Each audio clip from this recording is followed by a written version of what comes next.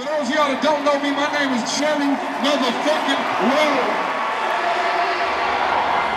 Roll. You know, imagine this for a second. You are at the absolute peak of your career. We're talking Grammy nominations, awards, you're on national TV, but secretly, you are in a private war with your own body.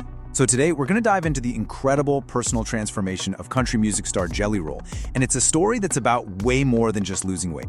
To really get a sense of this battle, we have to start with this number, 540 pounds. At his heaviest, that's what Jelly Roll weighed.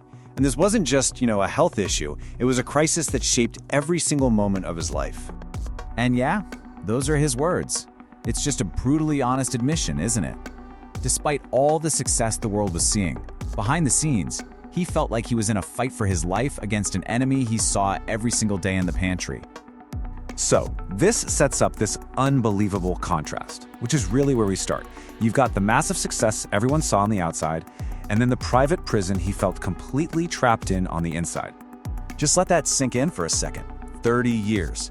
He called his own body a fat suit he was forced to wear, a prison that held him captive long before he ever saw the inside of an actual jail cell.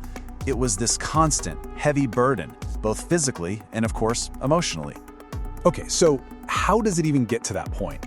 Well, a huge part of the answer is a behavior he kept totally hidden, something that was fueled by these really intense feelings of shame. Jelly Roll actually called himself a closet eater. It's a term for someone who, because they feel judged or misunderstood, eats in secret. It's not really about the food itself, but about all the powerful emotions that get tied up with it. He talks about this vicious cycle. He'd feel disgusting, and that feeling of shame was the very thing that drove him right back to secret eating. He made this really powerful comparison, saying that feeling is the same exact thing that sends an alcoholic right back to the bar. It was a full-blown addiction cycle with real consequences, all the way down to needing 2 queen-size beds pushed together just so he and his wife could sleep. And this brings us to the absolute heart of his journey, the central theme of this whole story. This stunning realization that he hadn't been addiction at all, he had just changed its name. When he finally broke it all down, his past cocaine addiction and his relationship with food, the parallels were just impossible to ignore. The secrecy, the shame, the compulsion, it was the exact same fight, just with a different substance. And this led him to this critical aha moment. The very minute he got sober from drugs and alcohol was when his food intake just exploded. He hadn't solved the underlying problem at all. He'd just done an addiction swap, trading one dependency for another that was just as dangerous. Which leads to a really, really tough question, doesn't it? I mean, you can quit drugs, you can quit alcohol, but you can't quit food. You literally need it to live. So how in the world do you even begin to fight a battle like that? Well, his answer wasn't what you might think. He knew the gym by itself wasn't going to fix this. The real work, the hard work, had to happen in his mind. He dove headfirst into real therapy to trace the whole thing back to its roots, to finally understand the why behind it all, the pain that was fueling that compulsion in the first place. So with this new mental clarity, he had to start making some choices about his physical health. And as you're about to see, he deliberately chose the harder path. So while a lot of people were turning to weight loss drugs like Ozempic, Jelly Roll was, and these are his words, petrified. Why? Well, as a singer, his voice is his entire career.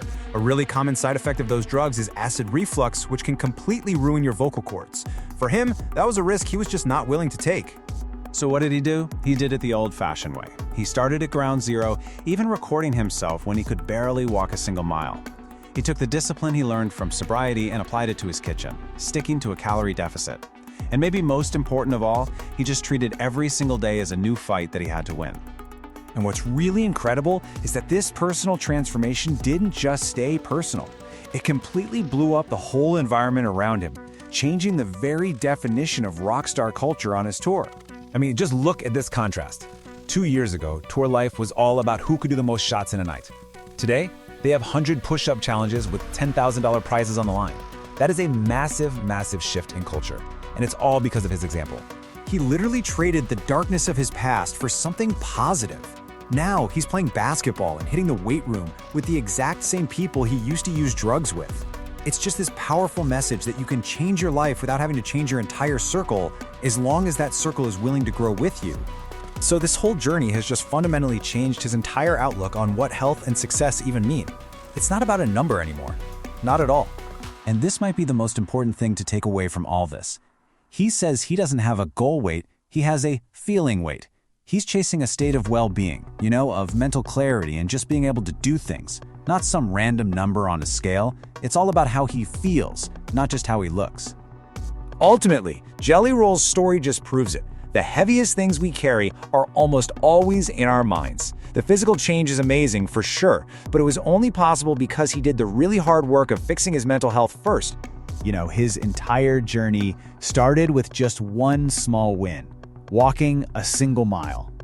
So that leaves us with a question for you to think about. What's one small win, no matter how tiny it might seem, that you're working toward right now?